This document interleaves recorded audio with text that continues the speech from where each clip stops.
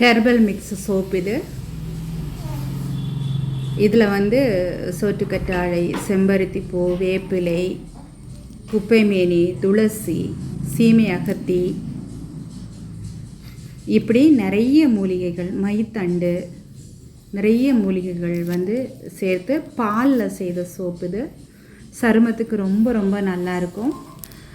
தேவையானவங்க இந்த ஸ்க்ரீனில் தெரியக்கூடிய வாட்ஸ்அப் நம்பரில் நம்ம வாங்கிக்கலாம்.